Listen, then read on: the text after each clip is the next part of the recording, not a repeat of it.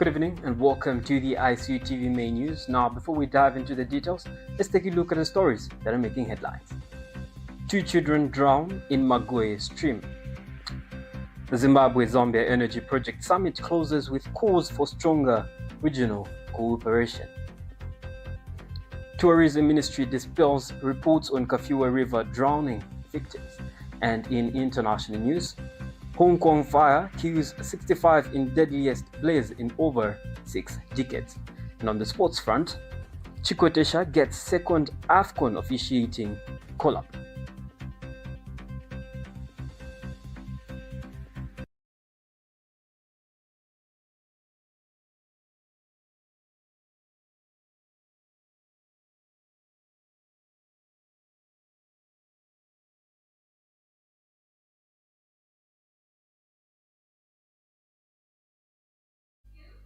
With the main news at 8, my name's Malwa Eric J. Wanamujende.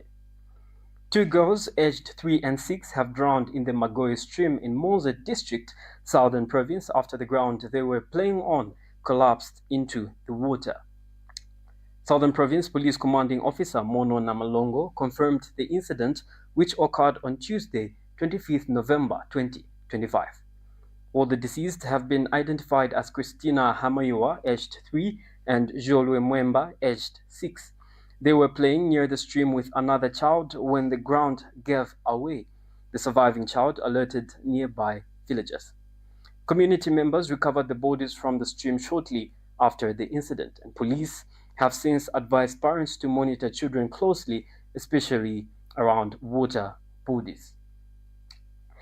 The 2-day summit in Livingstone has officially ended, bringing together energy experts, government officials, and private sector players from both Zimbabwe and Zambia. Key issues discussed included regional energy integration, investment in renewables, and boosting private sector participation. And stakeholders also emphasized the need for faster implementation of energy projects and joint infrastructure development. Well, we now cross over to Livingstone as our reporter Miriam gives us more on this particular event. Miriam, the summit has closed. What are some of the key issues that have been discussed, and what's the way forward regarding the energy? Well, thank you so much, Eric, for having me. Well, just a few minutes ago, the event was finally closed, and there's been a lot of calls for more collaborations. And just right now, I will be talking to Isila, who is the project portfolio manager. Who's just going to give us more details on how this summit has been. Hi, Isila. Yes, hello, how are you? I'm Thank good, you so how are much you? for this interview. Yeah. The summit has been fantastic. Honestly, the feedback has been incredible. We've had all the key levels that we wanted to represent both countries. As I was saying in the closing ceremony, Zimbabwe and Zambia now are not just related geographically, but all the energy future plans are intertwined. Both governments are in sync at the moment. They've got exciting news coming up. So us as EnergyNet, the organizer, we're really proud and honored to be part of this platform and to contribute to the bright future these both countries have. So what do we expect just after this summit? Because there's a little bit of calls for collaborations and whatnot, but what should we expect just after this summit? Oh, for us, like when we organize events, we're expecting projects to be implemented. So we've had the theoretical bit, we've had the discussion, we've had the key people come around the table to discuss, what that will look like. Now we need to look at the implementation phase now. So which is what we're doing. We're going to continue the discussion. It doesn't stop here. We have so many other events that we're running to continue this conversation to make sure the continent has a bright future. Thank you so much. Thank you. Thank you. Well, there you have it. That was Sila, the project portfolio manager, who's just been handling most of the things here at the summit. Well, thank you so much for always staying tuned to ICU TV. My name is Miriam Deborah Gamani. I've been giving you live updates from the Zimbabwe-Zambia Energy Project Summit. Back to you, the studio, Eric. Well, thank you so much, Miriam, for the live updates that you have been giving us. Well, that was our reporter, Miriam Deborah Gamani, keeping us updated from the summit in Livingstone. And now we get to continue with the news. The Ministry of Tourism has clarified reports surrounding a drowning incident on the KAFUE River, dismissing claims that the victims were officers from the Department of National Parks and Wildlife. Well, the incident happened on the evening of November 23rd, involving 3 general staff members from Greater KAFUE Landscapes Limited. Preliminary reports indicate that the victims had retired to their tents after a meeting, but shortly after, distress calls were heard from the river. And due to confusion over their identities, it took time to confirm that the missing persons were the same individuals heard calling for help. Well, the victims have been identified as Sunday Chabakola, aged 27, from Choma District, Teddy Chivuno, aged 41, from Iteji Teji, and Freeze Kapasa, aged 38, also from Iteji Teji.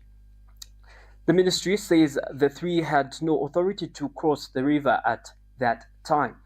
The canoe they used was found at the Kayingo sector office. A search operation was launched immediately, and on November 24th, the body of Sunday Chabakola was recovered and identified. However, search efforts have been complicated by the discovery of a crocodile feeding on human remains, raising concerns that the other 2 may have fallen victim to a similar fate. Well, the ministry has sent condolences to the families and says it remains committed to the ongoing recovery efforts. Authorities have urged the public and media to refrain from spreading misleading information as the search continues. We now go on our first break, and we'll be right back with more of our local stories. Stay tuned. Welcome to the Zambia Research and Development Center, an institution dedicated to national development through capacity building and community development. Established in 2007 by a group of professionals and lecturers, ZRDC has since become a hub of research and innovation in the country. Registered with the Ministry of Home Affairs under the Registrar of Societies, ZRDC pursues cutting-edge research to address pressing social and economic challenges. Get involved. ZRDC engages in activities that stimulate international collaboration, promote knowledge sharing, and make research expertise available to decision makers. Our mission at ZRDC is to foster innovation and capacity building for national development. We believe in addressing poverty and underdevelopment through institutional and capacity building, human empowerment, and gender participation. In our quest to foster innovation and capacity building for national development, ZRDC launched the ZRDC University Sponsorship for Capacity Building and Development Program to facilitate knowledge advancement among ZRDC researchers and those intending to join the research community. Qualified Zambian citizens can pursue education at credible universities in Zambia with guaranteed prospects of joining the ZRDC research community.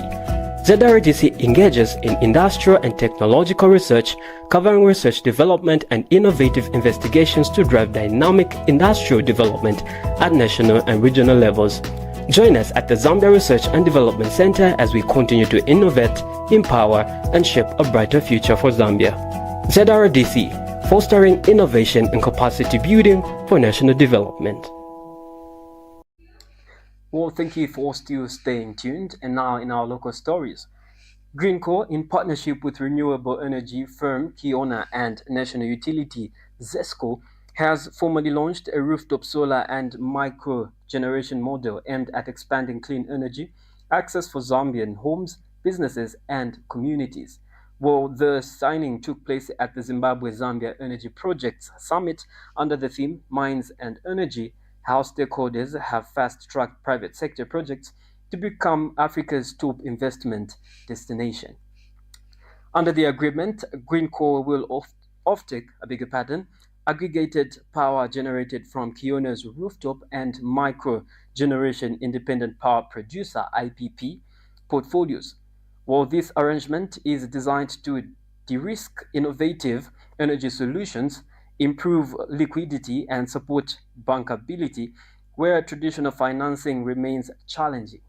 And the new model promises to deliver clean, reliable power more quickly than traditional utility-scale projects, offering households and small businesses an alternative amid current load-shedding pressures.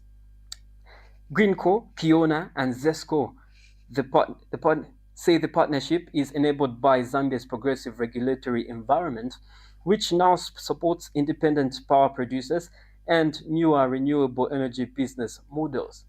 Well, this milestone signals that Zambia is ready to scale up clean energy investment through collaboration, innovative financing, and forward-looking reform. According to the agreement, the rooftop model will empower local developers and communities, stimulate local supply chains, and contribute to long-term energy security. The project aligns with broader national goals of green towns and cities, expanding energy access and accelerating the country's clean energy transition. Police in Copperbelt province have confirmed that a video circulating online which appears to show disorderly conduct is being investigated. Preliminary findings reveal that the incident took place on November 20th, 2025, around 1500 hours at the Wilson Mofia Chakulia Toll Plaza in KAFUE. Authorities have launched a full investigation and warned that all those found wanting will be dealt with according to the law, and the public will be updated on the outcome once investigations are complete. Zambia's annual inflation rate has fallen to 10.9% in November from 11.9% in October, the seventh straight month of decline. While the drop was driven by lower non-food inflation, now at 6.6%, and a slight dip in food inflation to 13.9%. And falling prices for cereals, fish, chicken, and vehicles contributed to the trend. The kwacha's strength, and a lower policy rate also helped, and 7 provinces recorded declines, though Lusaka and Northwestern saw slight increases. Monthly inflation rose to 0.7%, keeping overall inflation above the 6.8% target. We now go on another break, and we'll be right back with our international and sports news. Stay tuned. The Information and Communications University is driving the thrill for the nation in research and development. Enroll now for full-time and distance programs in the School of Engineering, Humanities, Business and Education. To apply, visit our website at www.icuzambia.net or call us on +260 211 221 662 or 0966 342 359. Sponsorship is available. Enroll now. Remember, you are still watching the ICU TV Main news at 8, and now let's get into our international stories. Well, at least 65 people have died and more than 70 others injured following a massive fire that tore through high-rise buildings in Hong Kong's Tai Po neighborhood on Wednesday afternoon. While authorities say the blaze, the city's deadliest, Authorities say the blaze, the city's deadliest in over 60 years, is now under control, but hundreds remain unaccounted for. While the fire reportedly began on bamboo scaffolding attached to a building and quickly spread through green netting used for renovations. This tragedy surpasses the 1962 Sham Shui Po fire, which claimed 44 lives, making it the worst in Hong Kong's modern history. And still in international news, South Africa will not be invited to the 2026 G20 summit in Miami, US President Donald J. Trump announced on social media, citing what he called protocol breaches at last week's summit in Johannesburg. While Cyril Ramaphosa described the decision as regrettable, stressing that South Africa had properly handled the handover of G20 presidency duties after the US said it would boycott the Johannesburg meeting. The move has shocked the international community. The G20 is built on principles of inclusion and collective dialogue. While many worry this break with precedent could set a dangerous new norm for global cooperation. Now we take our final break, and we'll be right back with sports news. Do stay glued. The Information and Communications University is driving the thrill for the nation in research and development. Enroll now for full-time and distance programs in the School of Engineering, Humanities, business, and education. To apply, visit our website at www.icuzambia.net or call us on +260 211 221 662 or 0966 342 359. Sponsorship is available. Enroll now. And now getting down to the sports front, top Zambian assistant referee Diana CHIKOTESHA has been selected for the 2025 Africa Cup of Nations, joining 73 officials picked by KAFUE. Well, the 2024 Women's Assistant Referee of the Year will be among 31 assistant referees at the tournament in Morocco from December 21st to January 18. Well, she joins the Chipolo Polo as part of Zambia's contingent at the continent's biggest football event.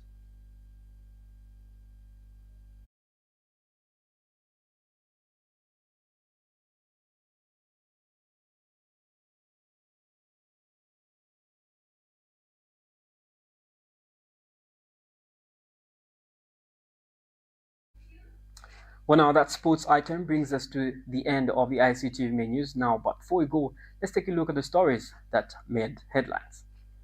2 children drown in MAGOYE stream. Well, the Zimbabwe-Zambia's Energy Project Summit closes with calls for stronger regional cooperation. Tourism Ministry dispels reports on KAFUE River drowning victims. And in international news, Hong Kong fire kills 65 in deadliest blaze in over 6 decades. And down to sports news, CHIKOTESHA gets second AFCON officiating call-up. Well, that's it for the ICU TV Main news at 8.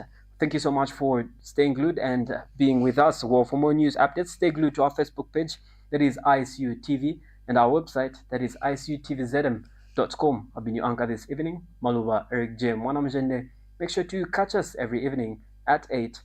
Have a good evening.